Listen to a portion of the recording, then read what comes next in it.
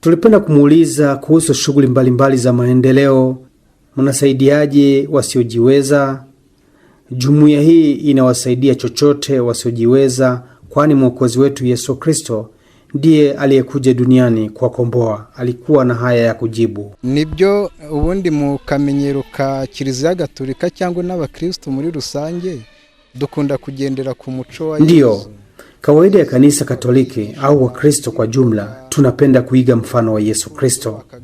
Yesu alikuwa akihubiri, akifundisha upendo watu, akiwapa chakula, akiwatibu wagonjwa. Wakati wa jioni anaanza maombi. Ina maana kwamba kanisa imekuwa wajibu wake. Ndio maana Eklesia ina mtindo wa maombi, pia inaweka kivitendo vinavyoambatana na tunda la lile ombi. Katika jumuiya yetu ndivyo ilivyo. Tuna shughuli tunayofanya. Tuna kituo cha kulea watoto yatima wapatao 75. Kuna wengine 45 wamekomaa. Tumejaribu kuwaweka kwenye maisha ya kawaida, lakini hata hivyo tunakuwa karibu nao ili waanze kuzoea maisha katika jamii. Pia kuna wengine wako sehemu mbalimbali wasiojiweza wapatao 2500. Tunawasaidia hususan katika mpango wa kuwafundisha ili watakapomaliza elimu yao waweze kubuni miradi yao na kujiwezesha kuishi. Aidha, tuna shule ya msingi, sekondari na shule ya ufundi. Unajua kuwa ujinga ni mzigo. Kutokuwa na elimu ni chanzo cha ujinga na kutoelewa mambo. Shule hizi zinawaandaa wanafunzi hao kuwa na ujuzi, pia kupenda Mungu, kwani katika mafundisho wanayopokea hata somo la dini lina nafasi kabambe, na pia tuna masomo ya utamaduni wa Kinyarwanda. Ngabo tuba dutegura bazaba ari abantu bajijutse kandi babantu bakunda Imana, kuko mu nyigisho bahabwa mu mashuri yacu biga amasomo asanzwe ariko n'iyobokamana likagiramo umwanya ukomeye ndetse n'umuco nyarwanda. Katika sherehe hizi alikuwepo pia Bibi Kolimana Leopoldine, ni kutoka mjini Gitega nchini Burundi.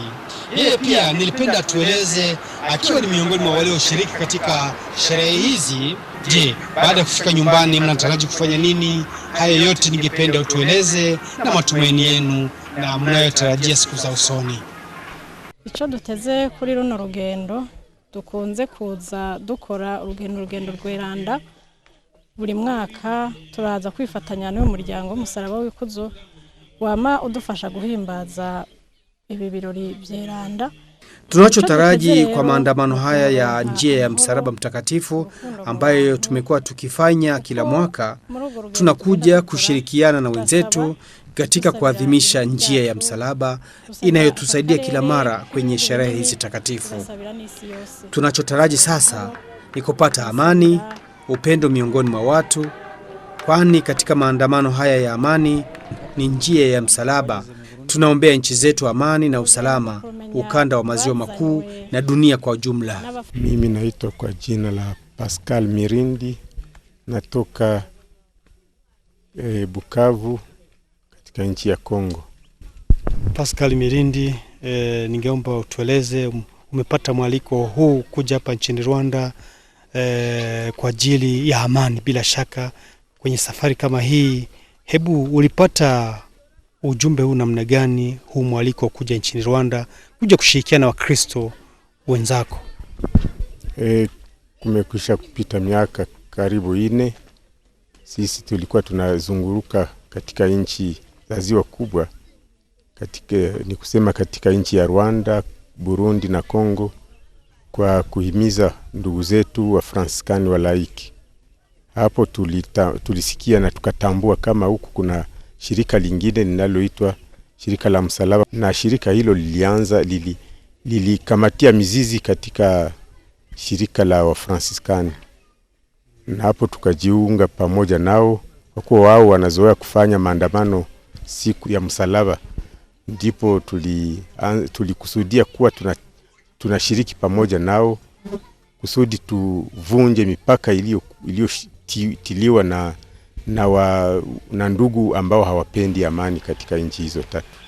Tukiri muri iki kiganiro mwatubwira uko mwitegura. Ningependa kujua msimamo wenu juu ya maandalizi ya miaka 25 tangu jumuiya ya njia msalaba kuundwa.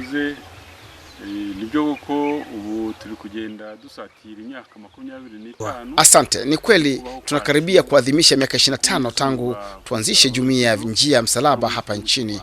Katika maandalizi yetu tunampangiliwa ratiba ya maombi ili watu waendelee kuwa na uhusiano wa kipekee na Yesu Kristo. Jambo jingine ni kwamba tunaweka mipango thabiti ili tuzidi kutoa ujumbe huu hapa nchini na mataifa mengine, tukijenga hasa kuwa na ushirikiano wa watu katika fani ya kujiandaa na kusherehekea njia ya msalaba ili kama ishara ya kutuliza mioyo, ishara ya wokozi. Aidha, tunataka kuona kwamba wanajumuiya wawe na uwezo wa kusambaza ujumbe wa Bwana, na tunataka kuona wanajumuiya wakiwa tayari ili wawe wamishonari katika nchi yao, wawe wainjilisti katika ukanda huu. Na hayo yakifikiwa, tutaanza awamu nyingine ambapo itaonekana kwamba jukumu sio langu mwenyewe, kwa kuwa tutakuwa wengi tunaotafuta huo mwenge, tukitafuta amani, lakini hasa wakilenga kupeleka amani kwa wengine. Base mwaduha ubutumwa bwihariye mwageza ku Kristo n'abari bose biyemeje bakagana uyu musaraba w'ikuzo.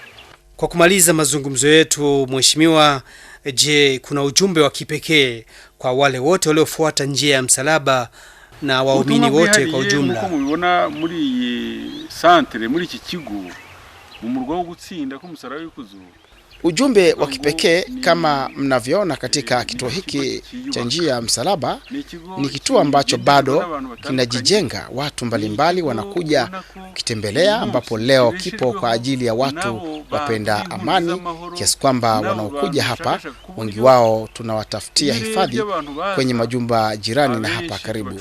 Aidha, wakati huu tukijiandaa kusherehekea miaka 25, hata siku nyingine, kituo hiki hakika kinajiandaa kupokea watu wa kila tabaka. Ni kwa mantiki hiyo napata fursa kwa namna pekee, na napenda kuwatolea mwito watu wajaribu kujenga kituo cha ushindi, wajenge huku wakiendelea na maombi katika ukanda huu. Kila mmoja anahisi kuwa Kristo alikuja kutukomboa, anatakiwa kupokewa vizuri, tena kwa heshima, kama mfalme wa dunia na mkombozi wetu. Eneo hili ukichunguza lilivyo, kuna mabadiliko ikilinganishwa na miaka 22 iliyopita.